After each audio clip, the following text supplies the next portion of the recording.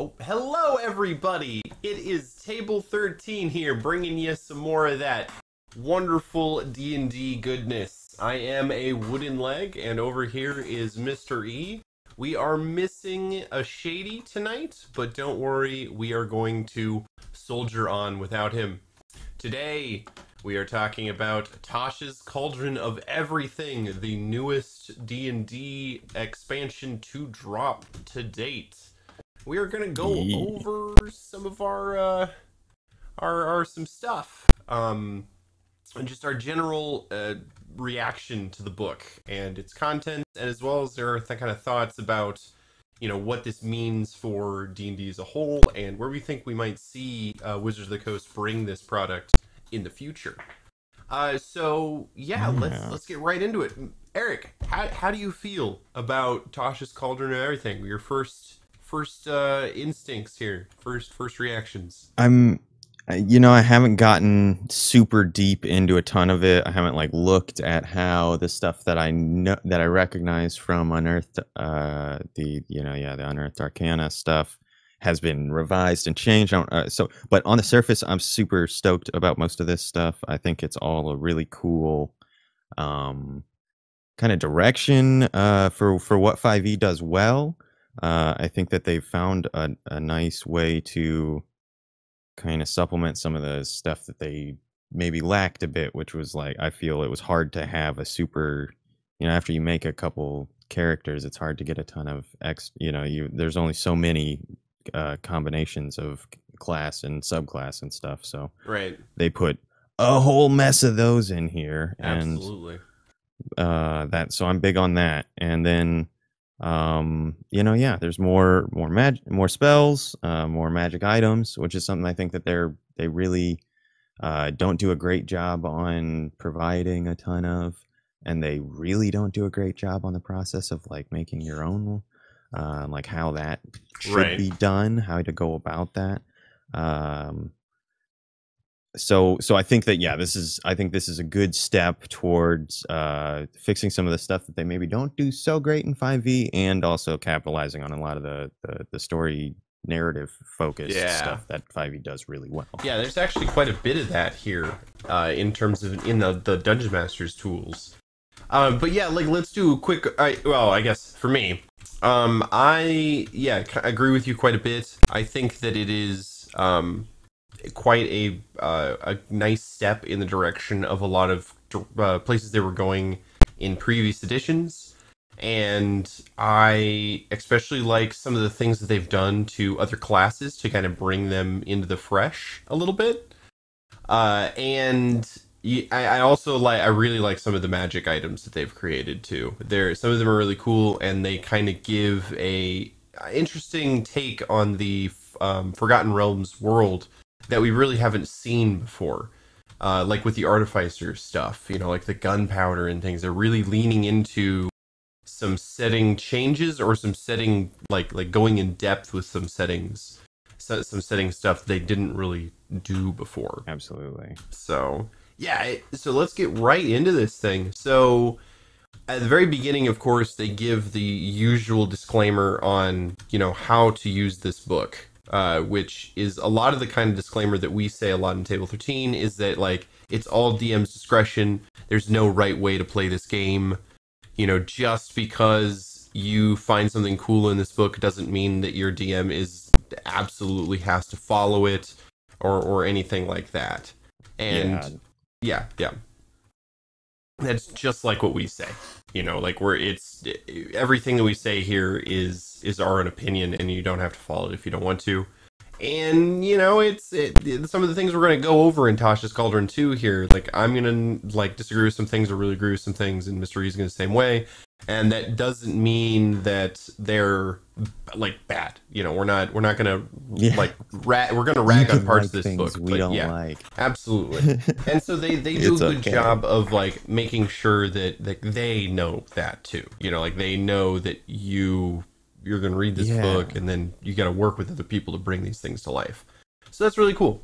I'm glad that they do that. And I think a lot of the things here are very kind of modular. It's easy to strap one piece on if you like it, and not take everything that's in this book necessarily. Yeah. which I think is a really good way to do it too, because it gives people the freedom to say, okay, well, Yeah. you know what? No, elves in my world, they all do get +2 to dex or Right. whatever. You know what I mean? Like that's if that's the world, in the game and whatever, like that's your table, that's okay. There's nothing wrong with that. But I think it's cool that there's a lot of that kind of stuff. Or I don't want my characters respected, blah blah blah. Right. There are a ton of cool things in here. I will say that it's really cool. The 10 rules to remember they go through in here that they bring up are actually really good, like pointers. And I think that they don't have all of those points compiled into one place, and it's a bunch of these kind of FAQ things about like reactions and like the concentration, bonus actions. Heck, that go to those 10 things may be a future Table 13 video. I could see us talking about these 10 things. But yeah, there are 10 rules that they put in here. I'll read them out real quick. DM abdicates the rules. Exceptions surmise general rules, which is true of any kind of exceptions supersede general rules, which it makes sense. If you have advantage, you're not rolling 1d20 to attack; you're rolling 2. Advantage. It gives a little bit of it just describes advantage and disadvantage. It describes reaction timing, bonus action spells, concentration, temporary hit points. The reason you round down when dealing damage to players in terms of fractions, and then of course rule 10 just across the board, but across the board, but regardless, but it's just for the sake of math, it's or whatever, it's like, but and then of course rule 10, have fun, and then obviously importantly have fun. So I think that the biggest, at least in my opinion, the biggest change this book does is expand on the character options that you have as a player in order to customize and change your character, because they do quite a bit with trying to break out of the like walking down the same path as every other human fighter kind of thing, with their customizing your origin, the languages and proficiency stuff. They really try to break your, like, just because you're a high elf doesn't mean that you have to have proficiency with longswords, and that like swapping those, and it gives you a roadmap for how to switch those things around, and what what balances when you're trying to change a thing for another thing. And without math, they don't give you any numbers involved. So I think that's another really cool way. It's like, these things are about equivalent. So if you want to take one of these and turn and switch it for one of these, that's whatever. If you want your ability score modifiers to be something else, do it. It doesn't matter. And like, so I think that stuff, that's pretty cool. Because effectively you could just like say, okay, I want the like a high elf build, but I'm gonna make it small and change the ability modifiers, and like it's you could just make anything from whatever. Then basically with that system, if you just use the tools that already exist now across the dozens of races that they've released, you can switch bits and bobs here and there and have a ton of different variety, and then just put a different skin on it, and say, oh well, it's a reptilian whatever, or something, blah blah blah, and you can completely like make a bespoke character, which I think is really quickly too, or quicker than you could. Sorry, go ahead. I just like you could do really quickly, more quickly than like you would otherwise. Like and it's mechanical, like it exists. It's not just in the fluff. I mean, you're swapping ribbons around essentially, but they're not super impactful things, but they're just like, whatever. Like if you're a dwarf and you were raised with not dwarves, you wouldn't speak dwarven, exactly. Like it doesn't follow, like it's not just ingrained in you somewhere, so that makes sense. And I think there's a lot of stuff that's kind of taken from that standpoint, where it's like, if you're you're going along a while and you haven't made a skill check forever, if you hit an ASI level and you want to swap a proficiency for something you have been making untrained a bunch, like that kind of makes sense. Honestly, like you've been working on that more lately or something, and And I think I think they do some stuff to make it easier to achieve whatever sort of narrative concept you're looking for, I guess. So moving on, another big change this book adds is a whole nother class to 5e that is, I guess, like official in terms of sanctioned by Wizards of the Coast, not in Unearthed Arcana, literally in the book printed. It is the Artificer.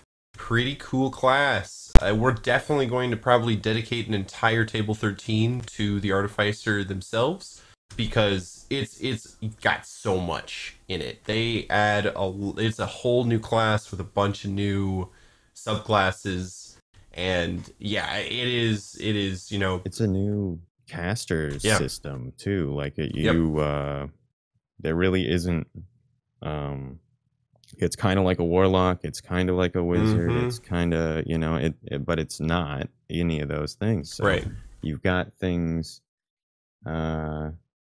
that let you be a bunch of different types of characters too. You can end up being a frontline fighter. You can be a blaster from the back. You can be a control caster. Like it's really cool. It's really cool. And then obviously my favorite part about the Artificer is at the level 1 they have actually printed a feature in here that's when you use spells, is the only specific thing I'll get into, but on the Artificer anyway. But when you use magic or whatever, you're supposed to think of it as being reflected through some other non-magical spell casting activity. You're like, you've got a little device that mends, there's a little robot spider that mends their wound or something is when I heard, or there's like a whatever, but when you cast the spell, you're creating a device that fits with the tool set that your Artificer is based on or whatever. And I love that concept, the idea of just like rework magic, make your spell, make your magic technology, like that's super fun. It reminds me of the Tinker Gnomes in World of Warcraft quite a bit, where they didn't necessarily cast, like their magic wasn't that they casted spells like the High Elves, it was that they were able to tinker stuff together and build things that would be impossible for other places. They also build spells too. They give the Artificer a bunch of new spells that they can only learn. Artificer or specific that you could pull from with like spell borrowing from other classes. I think that it gives you more stuff. It's another list. If you're a lore bard or a warlock with a tome pact or one of those things, magic initiate.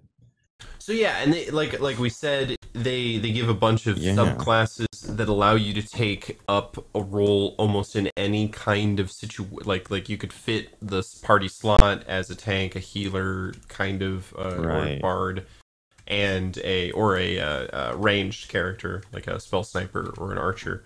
So it's a pretty cool class, and we will definitely be coming back and talking more about it in a later video.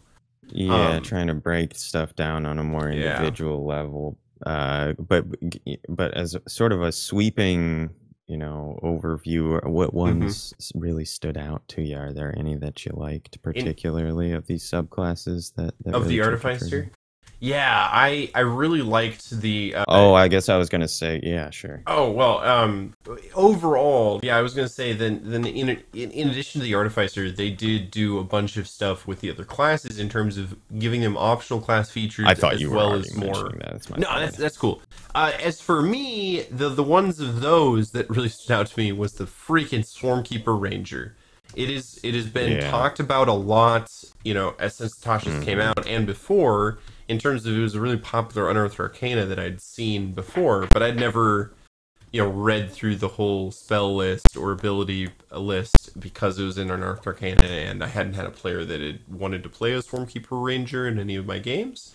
But now, after reading it, it is really cool, and it is one of those classes or subclasses that makes me want to play a ranger now, which is something that I didn't think I would say.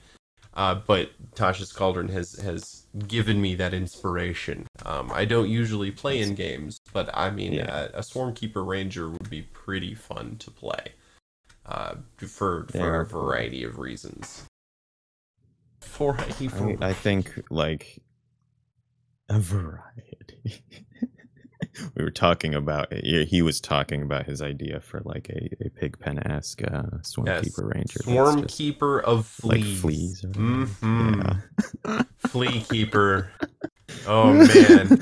Terrible. Yes. It's a flea circus. Like you could have like trained to swing on small trapeze and. Oh man, classic. And like the fleas doing, because like every time you make an attack, you can add another d6 of damage, and just like every time I hit you with my sword, 100 fleas bite you at the same time. Yeah, that's actually a really trippy too. Yep.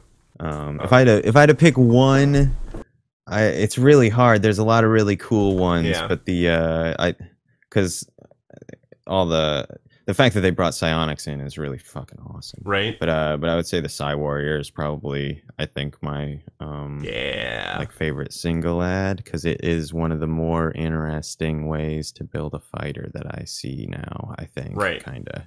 It's you have a lot more at your disposal, and it's I mean that there's still some other really cool builds out there and other interesting ways to do it, but that looks like a lot of fun to me. Yeah. It really does.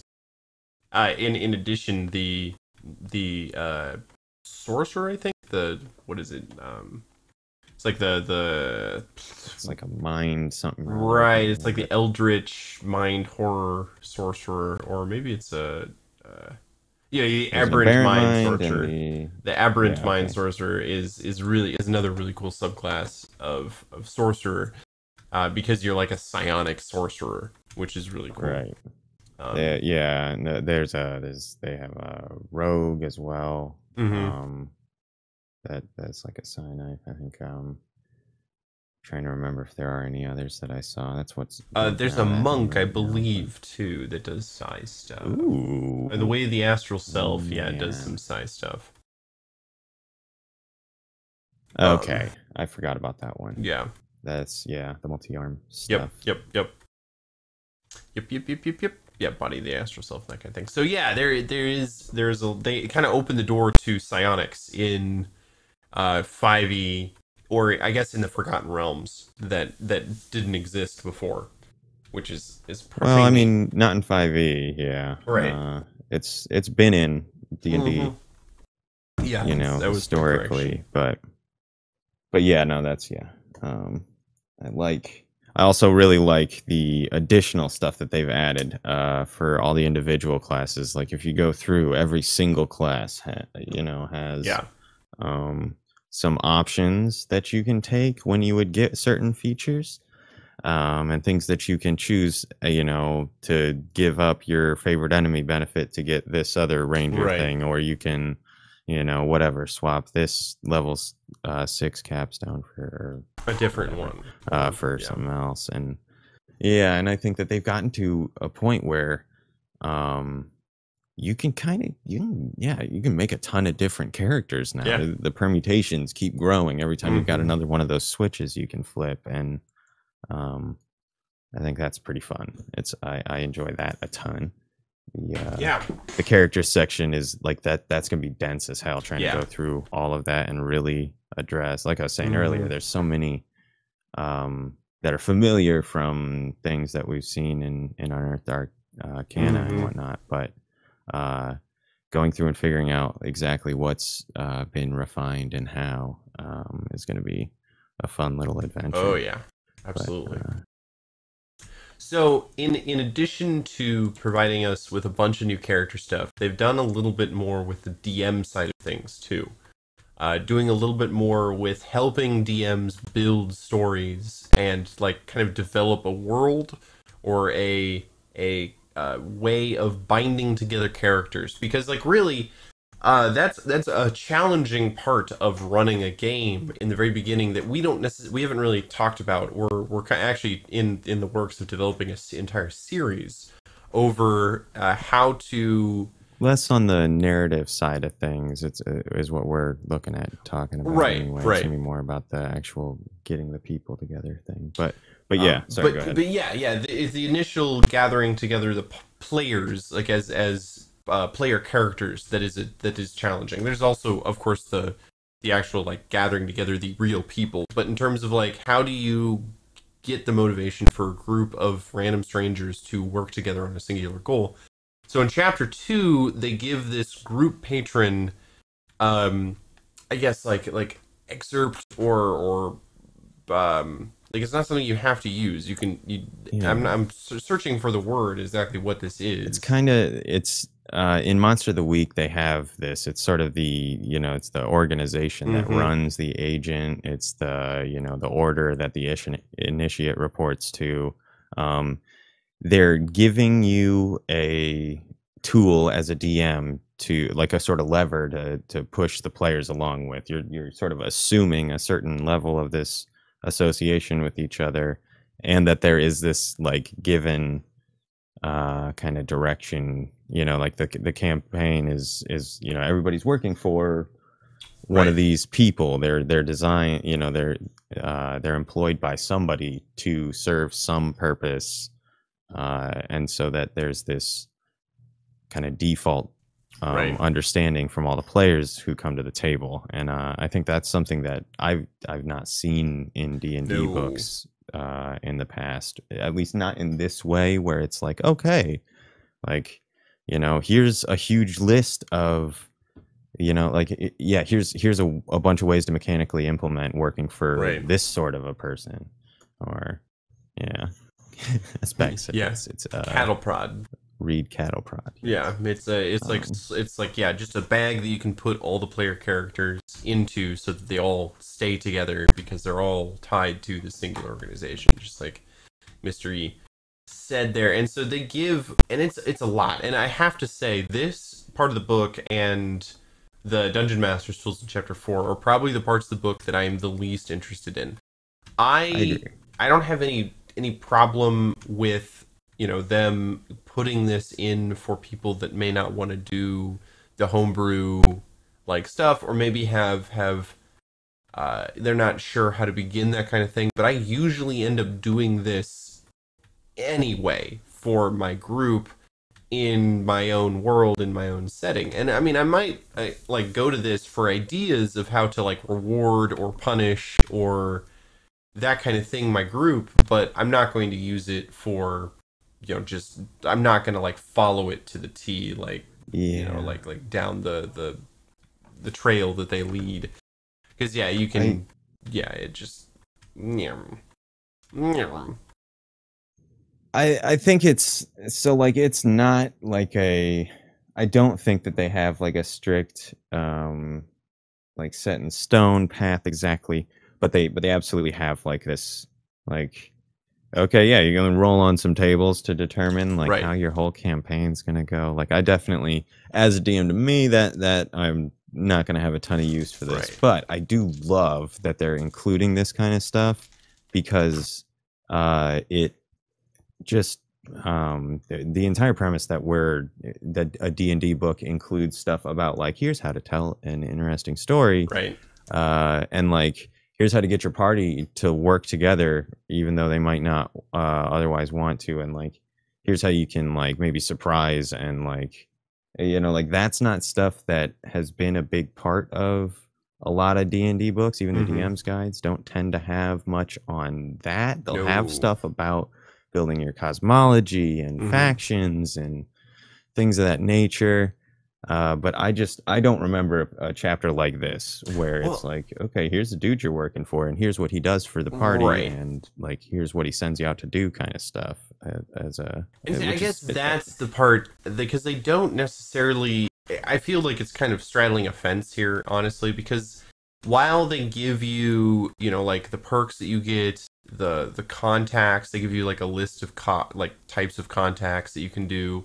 They give you like the description of like the member roles of these groups, and then they give you quests. And I think it's the criminal syndicate quests that I have the most problem with in terms of like being on the fence, because like if you're gonna give me a table and say like, oh, roll on this DM to determine what your players, like what the person is gonna do to your players or have them do, you're still gonna have to do the work as the DM to develop these stories into actual stories. So they really don't give you a tip on how to build these into stories. They're just like, oh, here's an idea, now build it.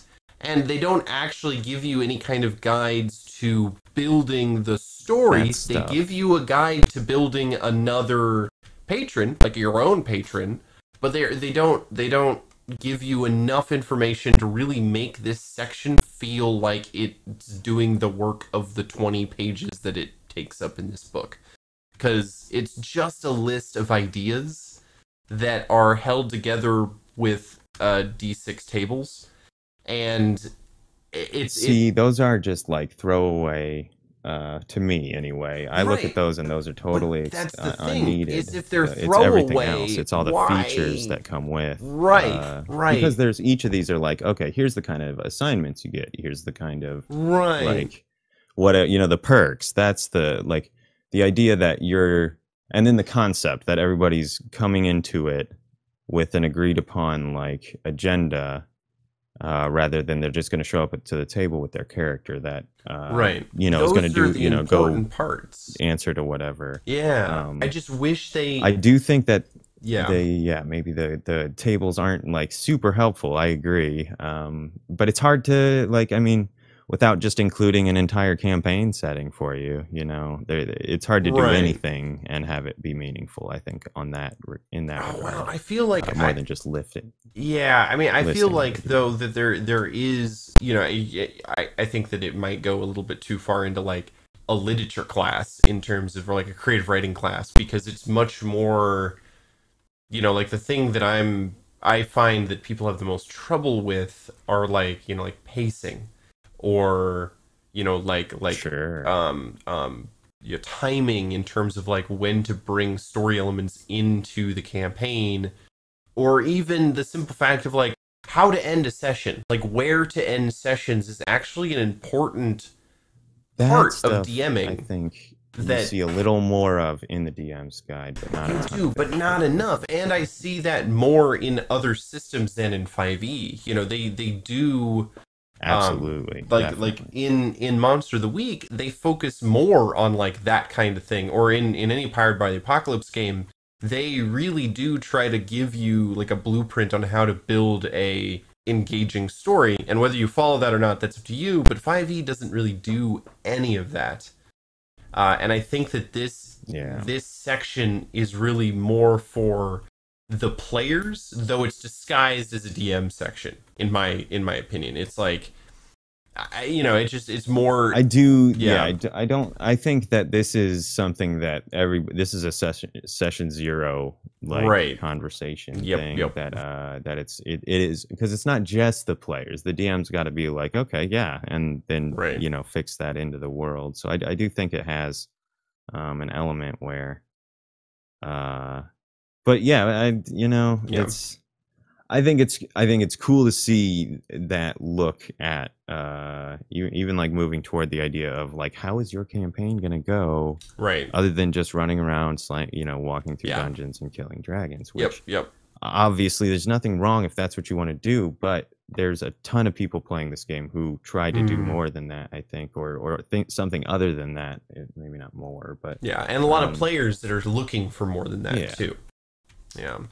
So all right, so we've done group patrons enough for this general overview, because the next section is the largest section, I think, of the entire book, besides the class features, and that is the magic, the new magic that they provide. And let me tell you, some of these spells are nuts.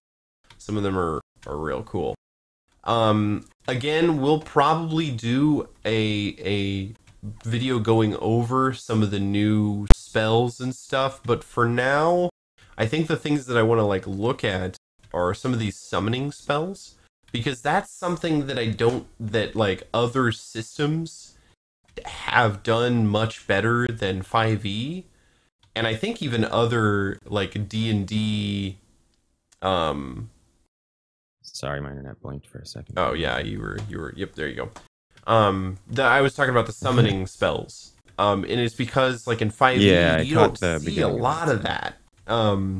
Their other systems do a lot more with like the summoning creatures to help you fight, and this is, I feel like, one of those is like a step in that direction.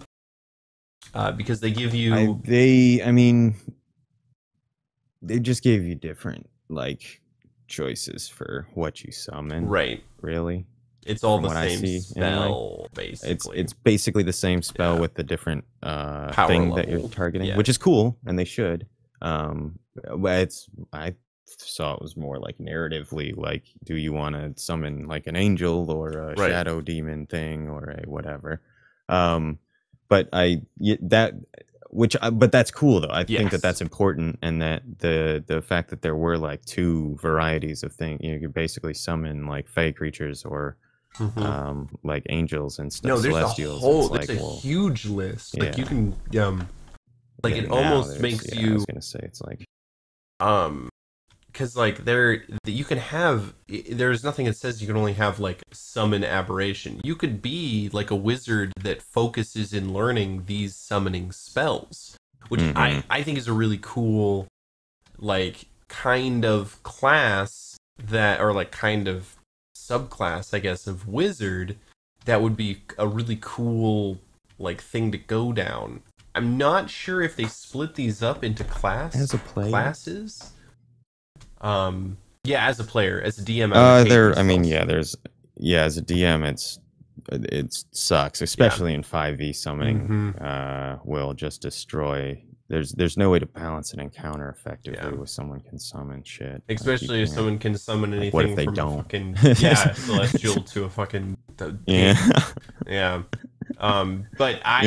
they summon a way lower thing than you expect, or I think the thing that you gotta look at here is more, because this is a one action, like it only takes one action to summon this thing, but the components of each of these cost a lot, and they're rare components, that you could even structure a arc or a campaign around gathering the necessary components to summon this thing. Or you could even have like a bag. 100 gold pieces of gems are going to be really common by the time you can cast. Right. That's the thing. It's like these are 3rd plus level spells, so your 6th level character, most 6th level characters aren't going to have a problem coming across a couple 100 gold or whatever. That's true. I suppose you could do something like, you have a story arc where you have a like, you need to summon this celestial spirit. But you they're level 1s, and so they have to figure out how to get a golden reliquary worth at least 500 gold at level at low level, and then they have to figure out a way to find someone or learn some way to summon this spirit that takes a 5th level conjuration spell. That would be a cool story arc for a campaign. It wouldn't have to be the whole campaign, but it could be an arc within a campaign. It could be a roadblock that you could put in front of a party, or even like a party of non-casters. Figure out how to summon an elemental spirit. You could get a really interesting thing by just adding a couple extra little, a gem worth 300 gold pieces that was carved by X, blessed shaman from what you just add it in, or that's X number of years old, and then you got to delve into this like old tomb or something like that. I think that is like definitely a venue to do some really interesting stuff. But I do think these are basically built to be just scaled to, if you are casting it every single time, you're not going to be buying a lot of other fancy stuff, essentially. Exactly. It's not prohibitive, because that's the at 3rd level 300 gold, or 3rd level spell at 300 gold is like a decent amount of money. If you're doing, it's a lot of money for doing it every encounter, but if you're doing it once a week or once every couple of days, it's more manageable, I think, at that point, potentially. And it also, I But think, the other thing they do at the end is, sorry, go ahead. yeah. Well, yeah. What were you gonna say? At the end of the. I was just gonna say that at the end they talk about personalizing spells a Yeah. bit, and the whole concept of like whatever you want. The picture they have is fantastic. It's a gnome casting magic missile, but they're chickens, and like that's great right there. Don't need to say anymore. But like the whole idea of like whatever the hell you want, it's magic. Like you want your fireball to be blue, sure. Right. Like you want the ice to do whatever when fine. Like if it doesn't have any mechanical change, then there's no you're already bending the rules of reality. Right. Who gives a shit? Yeah, right. Who cares? So I like that. Yeah, sorry, go ahead. In addition to these new spells, they also give a new type of item, which are magical tattoos, which I actually really like. I really like these missed these from 3.5. Yeah, these because they give like almost a little bit of a system for tattoos, because they give magical tattoo coverage, and a common tattoo is just like a hand or foot or a quarter of a limb, but they go all the way up to like legendary tattoos, which are 2 limbs and a torso, and they're you can switch out tattoos. You can like it takes more than it actually takes attunement, but you can and they're really powerful. Multiple and just ones. attuned to certain ones. There was a whole subclass of monks in 3.5 based on this whole like kind of magic tattoo concept. It's really cool. They brought those in, and it's another thing that's just you've got another set of slots. If it shares attunement with your magic items, which I haven't looked at, that kind of sucks because you only get 3 of those. Period. So unless you're a artificer. Yeah, then you're only getting 1 more, and I mean you got to use at least one of those. Really, I thought you could use you make as an artificer. Way more. Am I wrong? Artificer. Yeah, I think you can. I thought it was only 1 like more. 6. Wow, hang on. That's check significant as hell. Yeah, it's really significant. I think so. Yes, at.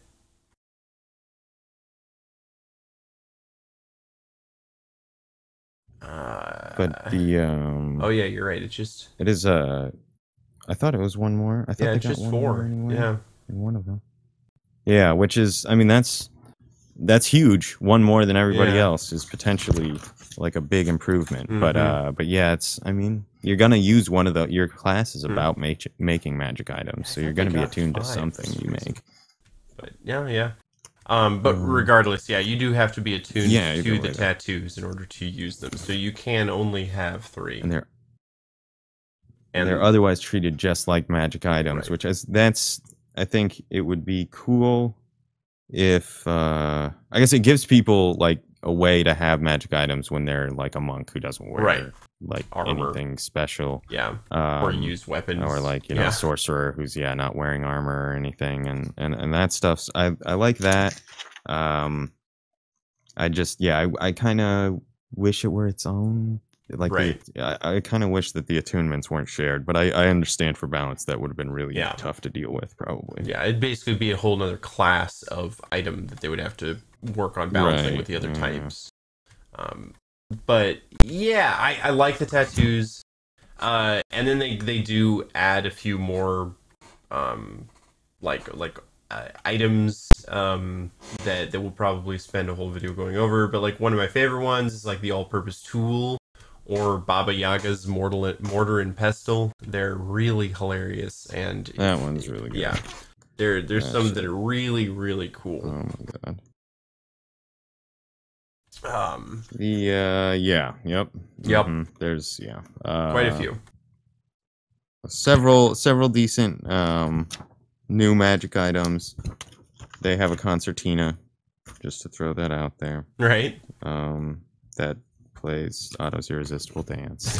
So it's fantastic. Oh, that was another one that I really liked, is the going back is the bard ability to make things dance. That's the you can animate inanimate objects. Yeah, and the make them creation dance. Yeah. part is that.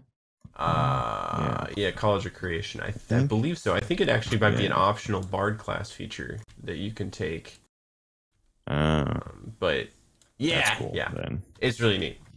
So yeah, a lot of really cool magic items that they throw in that you can we add. also kind of glazed over it at the end of the character subclasses. Oh, there shit. are about a dozen or so new feats that they throw in. Yes, there are. Yep.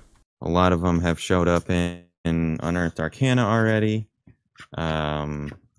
But they exist and are a thing, and we will surely go into those individually as well. I will say, I like that they're finding a way for people to take a feat and do more than just like swing their sword better or something. There are pretty significant differences that are happening across the board, kind of, which is pretty cool. Yeah, especially for certain classes, that's for sure. Because some, of course, have been loved a little bit more. All right, yeah. So, there are tons of magic items. It's 20 pages. The last section here is chapter 4, but I think that we're going to take a quick 15-minute break before we get into chapter 4 here. So we are Irrational Radio. Thank you so much for checking us out. We have a Patreon if you're really into us and want to hand us some cold hard cash for what we do. If not, we also have a Discord which you can come and hang out with. We enjoy talking about D&D stuff. We run games every week. We have like a community board game night that we do on Fridays. It's a lot of fun. We have a blast. Come hang out, join the family. We do this every Thursday. We have another game that we do. We have a streamed game that we do every Monday. We have another streamed game that we do bi-weekly on Tuesdays, as well as a podcast that we produce and put out every other week. So check that out. Again, we are Irrational Radio. We're going over Tasha's Cauldron, and we'll be back in about 15 minutes with some more Tasha's goodness. We will be right back. And we're back, everybody! We are going over Tasha's Cauldron. We just kind of given a brief overview here of like how we feel about the book. And just as a flyover, like Mr. E said in the chat there, we're going to be going much more in depth with it in future videos. But this is just kind of our we went over it over the last week, and we've got some opinions about some parts of it. Sure do. So we've gone over chapter 1, 2, and 3, and we're at chapter 4 now, which is the Dungeon Master tools. The first part of this section is, I think, is pretty important, because it goes over a session 0. And I honestly think it's fascinating that they didn't have this in the original book, in the original player's handbook, or the Dungeon Master's handbook, especially like the party formation, the like just session 0 shit is so important. The hard and soft limits of role players is another like huge thing. That's a good rule of thumb too. I think actually it's like a good like vocabulary to use for that stuff, and it's and bringing attention to the fact that like just because something's not like bothersome to you does not mean that your experience is representative of everyone else's at the table, and that there may be someone at the table who's not super comfortable bringing attention to that fact yet, or what you might not just know that about the person yet. Especially with internet D&D, you never know who's coming to the table. Absolutely. So that's stuff that I can't believe wasn't put in the original Dungeon Master's Guide or Player's Handbook, but it's in here now, which is good.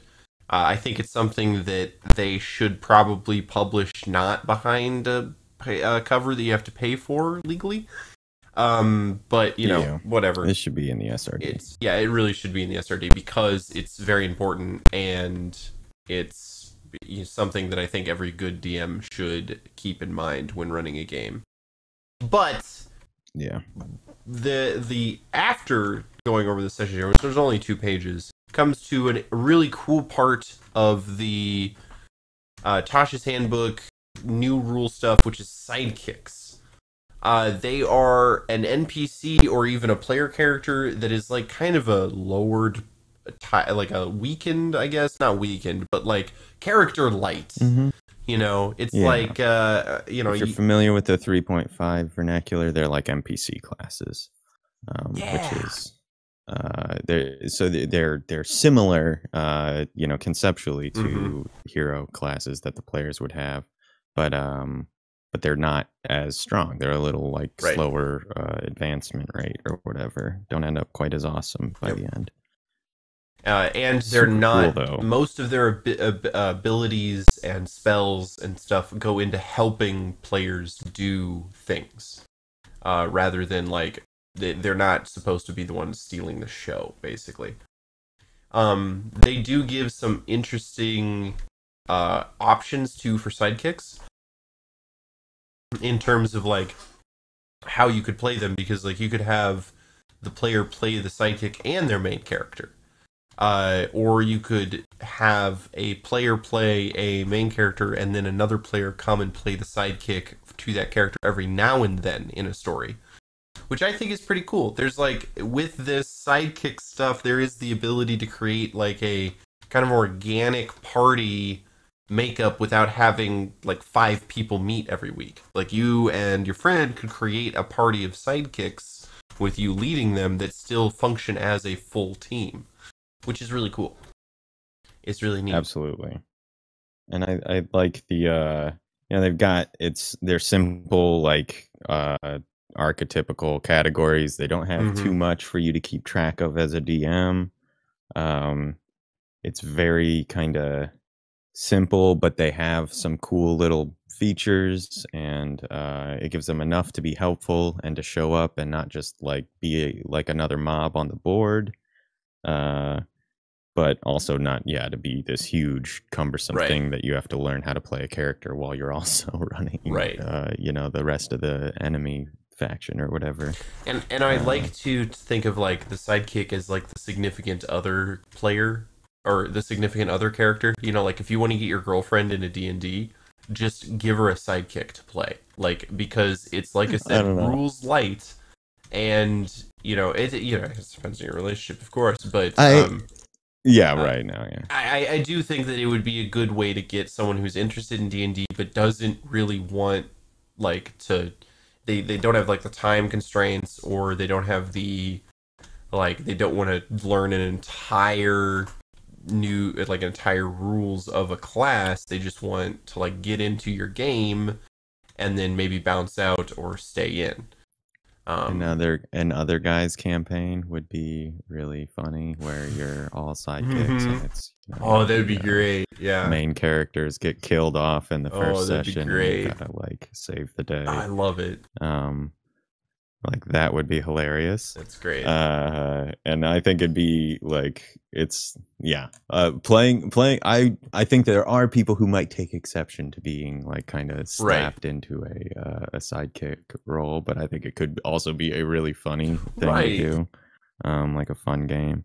And if you're like you're saying, it's much easier to go with like a rules light sort of. There isn't as much a track, just like for you as a DM, if the player's using that class, everything's going to be a little more loosey-goosey. So I think that would be a fun, that's a good middle ground to start with. But the next bit is one of my favorite tools. Well, you go ahead, I've been introducing these. You go ahead and introduce this one. Sure. What's after sidekicks, Mr. E?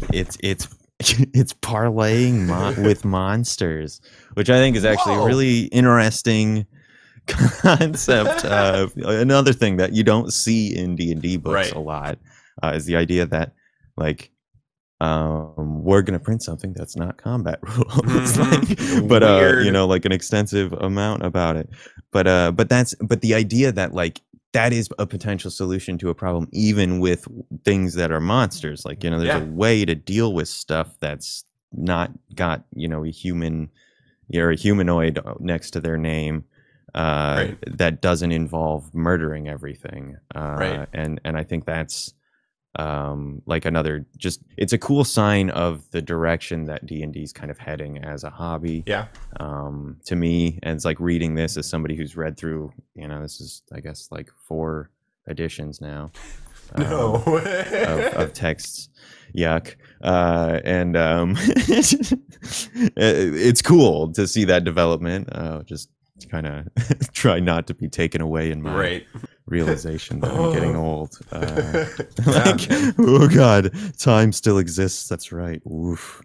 But yeah, so I think that that's a cool thing that they throw in, and then there's another bit on sort of random environmental effects for traveling stuff. I really like this stuff. I guess I want to make a side tangent here real quick. I really enjoy random table generators for things like this kind of stuff, where you're like your players are in a region and you need to invoke a kind of a feeling for a region, but we're as a DM, it is exhausting to try to plan out every single session. So I love the idea of like rolling on a table as a DM, and I do this a lot, where I just roll on a table to be like, okay, what happens? Like, I want to give my players something, but I don't necessarily need to build it, and I want just a quick flash. And these are like things like, the supernatural reasons. Each creature carrying a holy symbol of a deity from a non-evil plane while in the region gains advantage on saving throws for the next 24 hours. I can put that into any world I build. Yes. And it's really cool because then I can be like, oh, your holy symbol lights up, or it burns. Cool flare thing. Yeah, exactly. And then just the fact that that's a positive that they suggest, you can then have the negative implied, and like or they get disadvantage, or it's just it's noticeably hot, or and like if they don't put it away, they get disadvantage or something like that. Takes like brain power off my shoulders. I don't have to come up with things to make like the travel between this point and this point more interesting than this, just like the weather or something like that. But it doesn't constrain me to Forgotten Realms very much. And it doesn't like force my hand in terms of like what my campaign is going to be about. Whereas like the table with the quests, that like it just is like, it's supposed to be. I know. I know. I have a love-hate relationship with random tables. Yes. Sometimes I love random templates, I agree with that, and sometimes I hate them. Like, I never roll for character like motivations, like your instinct, insight things that are on the right hand side of your character sheet. I never roll for those because why would you want a roll to determine what your character is going to be? And so that's like, why do I want to roll on a table as a DM that would make, okay, your campaign is now about a rich dude who wants them to go steal this MacGuffin? Like, if you can't pick in another way, but I mean, all of those tables are presented as you can either pick one or roll. And if you can't decide on one, and if you just roll on one, and that's like, okay, I can start in that direction, because any of those, they're loose enough that you can define further from there. But absolutely, I do. Yeah, it's like a loot table. You don't actually have to like. But regardless, again, that's just my opinion. And if you use tables to generate that, then, and if it works for you, then good for you. You can use that tool better than I can, because I look at it, I'm just I can't use this. I'm chucking this over my shoulder. Yeah. Right. And the one thing, the mirror zone, I don't want to bring. Oh, sorry. No. Throw. Like, I was looking at that one too. I was just gonna say, the zones, there are a bunch of these different like spooky effects: an infested city, a haunted city, blah blah blah. But the mirror zone is really cool. There's a bunch of really funny, interesting tidbits. But like, you roll on this table when somebody like breaks a mirror, or like if you're like, I don't know, impersonating people, casting teleportation, or using illusion magic, and then there's a ton of silly things that I think they get in some of these that evoke a pretty interesting feel. I guess the picture just makes me giggle too, as a dude sitting in front of this 3-way mirror who's about to get jumped by 3 versions of his reflection. You know, the tailor's or the barber's got a knife in his reflection instead of scissors, and so it's these things where it's like, oh man, that's a cool aesthetic. Like they've done really, like that's not, it's a background thing, like you were saying. It doesn't choose anything for you beyond like, hey, here's some weird shit that can happen. I feel like it adds flavor without directing my story. You know, it adds the ability to like make things interesting that can happen in any story, and those are tools. I would say like, I probably wouldn't roll on these tables either, though. I would pick them. Well, yes, exactly. I would pick them too. I would create tables for my own regions and then pick them from the tables themselves based on what. But what I do, going on. You know, it's. I like the idea. You know, I really do like the idea of creating like a list of effects that the characters could experience in certain places. Totally gonna steal that for Paralandia. Absolutely. Totally gonna steal that. Like that's and just idea. the like zone. It's like the strongholds and followers. They have a similar thing for the like, you know, domain effects or whatever. It's just like the magical aura that comes off of powerful magical entities affects the region around it, and I think that that's a very like high fantasy concept. And it's cool that they include that as a mechanism here, and that's a very like storytelling kind of thing. That usually you won't see outside of a specific campaign, like book supplement kind of thing. Like, oh, like, you know, this deity does this as you progress through these points. Like, then this starts happening. You know, you roll on this whenever a creature dies, and they might turn back into a zombie or whatever. But it's usually very focused on that campaign rather than these kind of open-ended options. So it's fun. Yeah, it's really cool. I highly suggest checking out this section of the book. So we're coming up here, 20 minutes left in the episode, so I want to talk about the last bit that they give here, which could be probably my least favorite part of the book, in my opinion. And that is the puzzles that they have built for you. I want to. This is where I'm going to poo-poo the book. This is where I'm going to poo-poo the book, Eric. So that's fine. These are they create these puzzles for you as a DM to present to your players, and what they've done here is, so you know, like the back of a highlights book. You know, like this, or like a crossword puzzle in a newspaper. If you like are telling a story, and then in the middle of the story you hand the person a crossword puzzle, and you say, "I'm not going to tell you the rest of the story until you finish this crossword puzzle." Me as a DM and me as a storyteller, I do not like puzzles like these that have no story component beyond the like, oh, you can like dress up the things on the floor to look like whatever you want, but it's still like a freaking, it's just, they're either Indiana Jones level traps, which are fine, I suppose, or they're number games and things that are just going to destroy the pace of your game. Like, it's gonna, unless you're playing a game where yes. Our guest we just had, you know, with the escape room kind of a concept. I think that's right in the vein of their kind of the kind of puzzles that you look for in that kind of an environment. But for me, if I'm at the table playing D&D, I don't want. And the other thing that bugs me too is it's like people don't.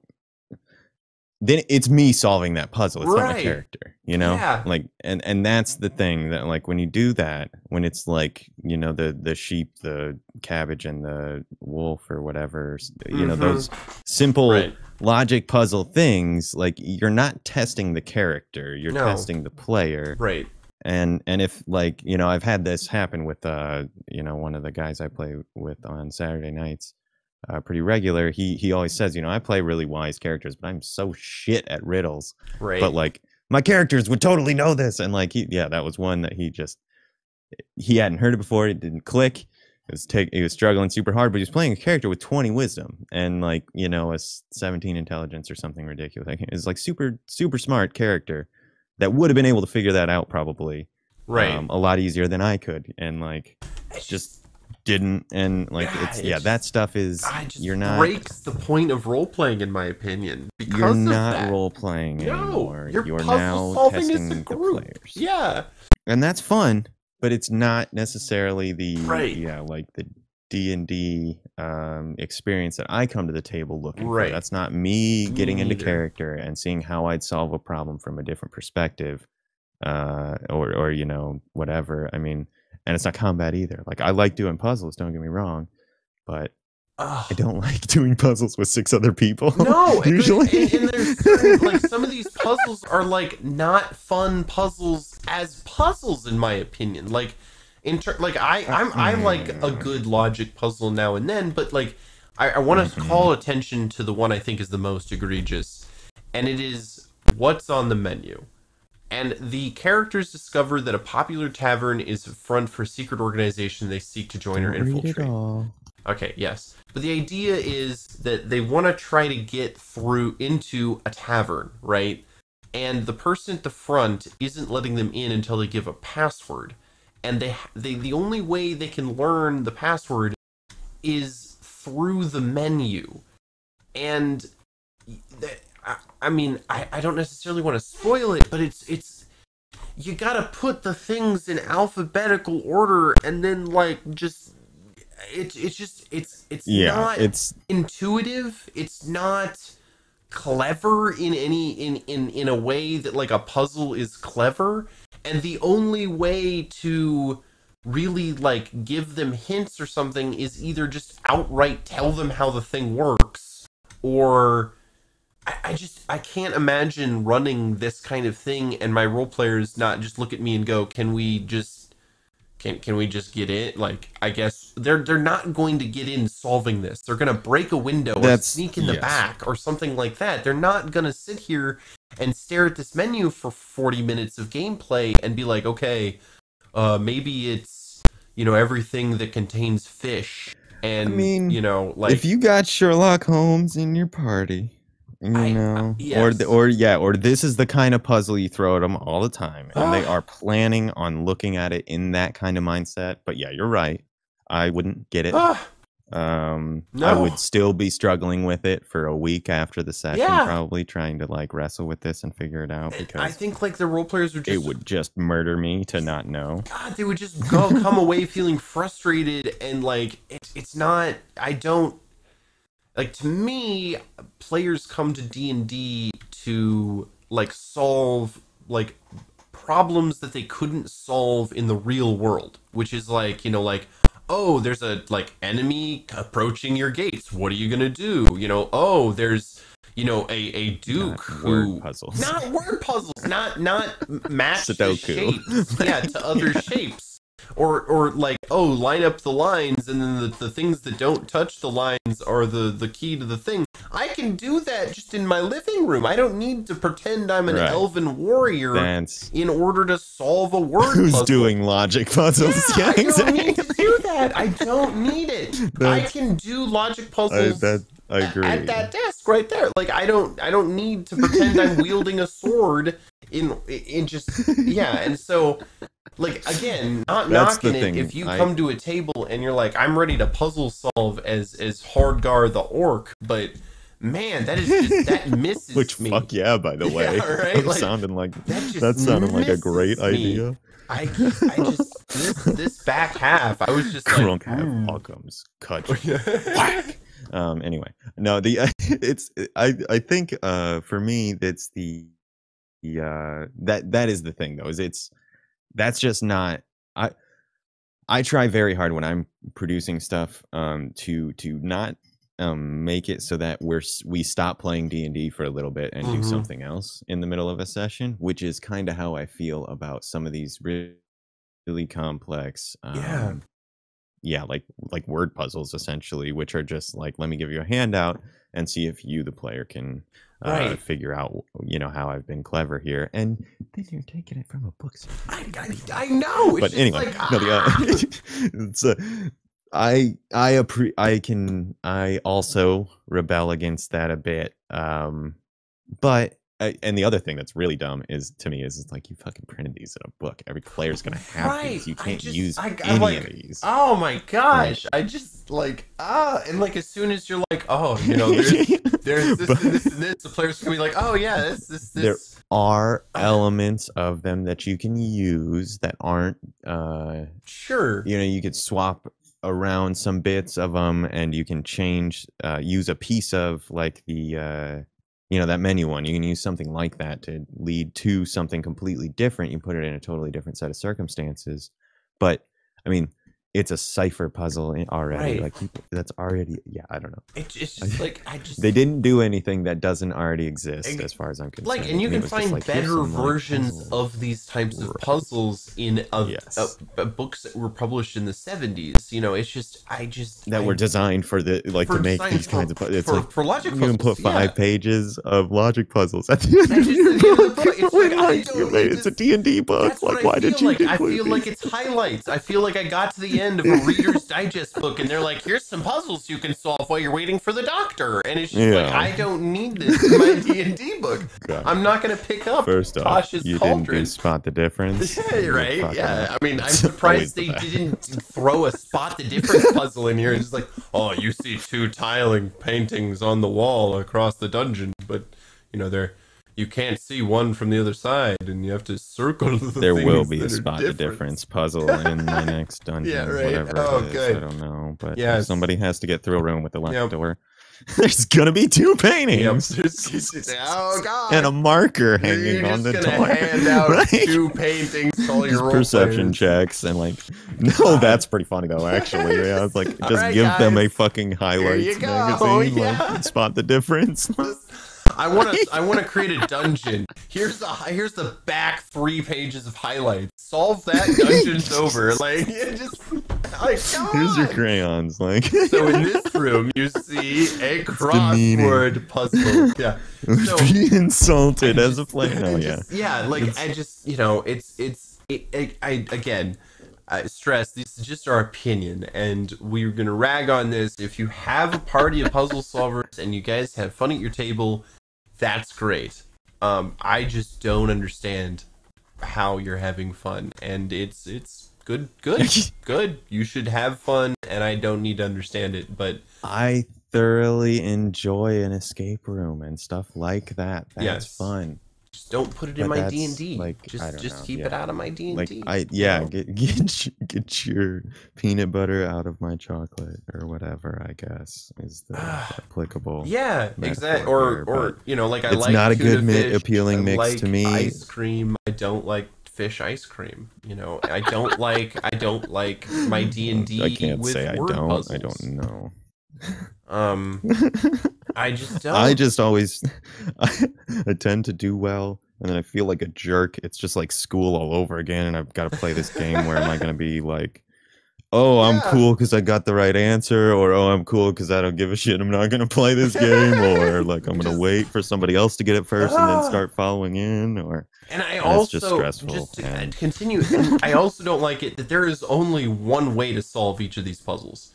You know, they present these puzzles in a way I think that's is the wrong way to build a puzzle. To DMing puzzle types of things, because there's a meme that I think many people have seen. It's just someone's like, I think my favorite kind of DM puzzle is the kind of puzzle I just describe a room and the players try to figure something out until I'm like, yeah, that's it. And then they get to go on. And those, I think, are honestly my favorite kind of puzzles too, because then you can change how things go about happening depending on what is going on with the party. But of course, that's, you know, I'm the king of coming up with shit while I'm in the middle of the session. So, you know, again, don't necessarily take that as what you ought to do. But those are my favorite kind of puzzles. I tend toward that as well.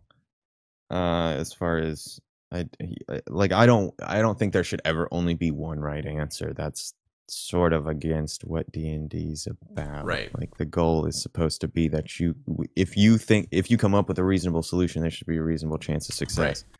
If there's a word puzzle, there's only one answer. It's a math problem, effectively. You know, it's an equation. They've got to, you know, function. They've got to solve, and like, meh.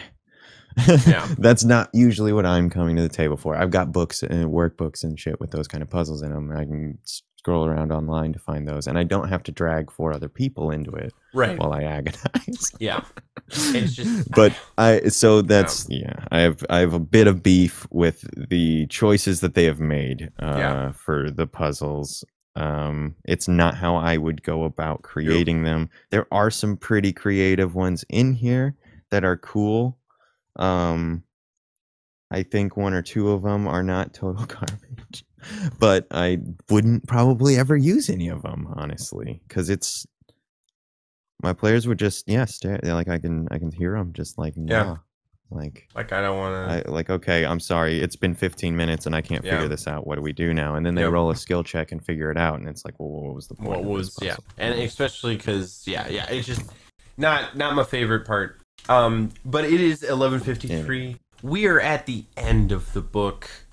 Thank you so much, everybody, for joining us. Yes, I will say that overall, I really like this book. I think it does do a good job of bringing some new flavors and new mechanics to D&D 5e that I think that we're sorely missing, that are involved in other types of systems that really haven't gotten the love from Wizards that they have given it in Tasha's Cauldron here. The new class is really cool. All the class features are really cool, have a lot of creative parts in it. The group patrons is also really neat for certain types of DMs, I think. I think it's useful for some parties. Absolutely. Out the concept to drive it. I mean, I can imagine a group of players reading one of those and being like, "Oh, let's find a DM who will run this game for us," you know.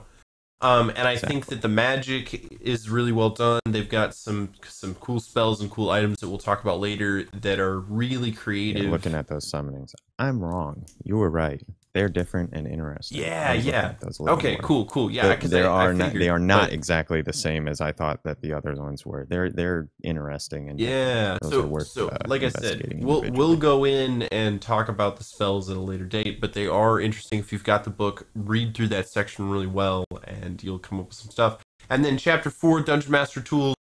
Again, really good stuff in here for certain types of DMs, certain types of campaigns. I think that the page 139, the Session 0 stuff, is something that every DM should read and really take to heart, because it's something that's really important for this hobby to survive, especially in today's world.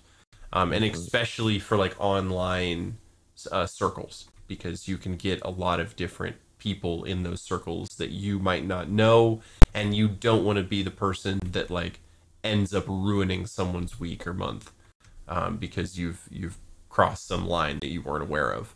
So I think that is the most important part of this book, and the puzzle stuff, in my opinion, is hot garbage. But that's the last I think they're fun if you want to do some puzzles. I think that if you want to do some puzzles, don't get the puzzles from this book. If you want to do puzzles, if you're a puzzle campaign, don't get your puzzles from the back 4 pages of a D&D module. Go find some logic books and half-price books that are made by people that that not everyone on the internet is going to have read the next 2 months. But that's just, again, my opinion. Someone out there may use them for usefulness, and I can't say that that's a bad thing. So, but, oh boy, that is my least favorite part of this book, which is the very end there. Not impressed. But the whole book as a whole, great. I will give it 4.5 out of 5 corn cobs.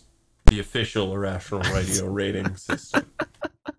Absolutely. I think I will give it 5, despite the because if it were a highlights magazine, it would be the best issue I ever got. Right? Okay. So 4.5 out of 5 corn cobs for me. 5 out of 5 corn cobs for the highlights edition for mystery. But thank you everybody who took part in this stream, and thank you everybody who's part of our Discord. Thank you everybody who donates to us on Patreon, and thank you everybody who listens to our other products. You guys are the reason we do this, and you make it all worthwhile. We will be back next Thursday with probably more Tasha's Cauldron, right? I think we're gonna start diving into some of this really in depth. So if you're interested in parts of this and you wanna hear some guys who've been at this for probably way too long give their opinions on some of these things and give their like some interesting observations, come join us and we'll have a lot of fun. So we are Rational Radio. Thank you so much, and we'll be back next week. Bye, everybody. Bye.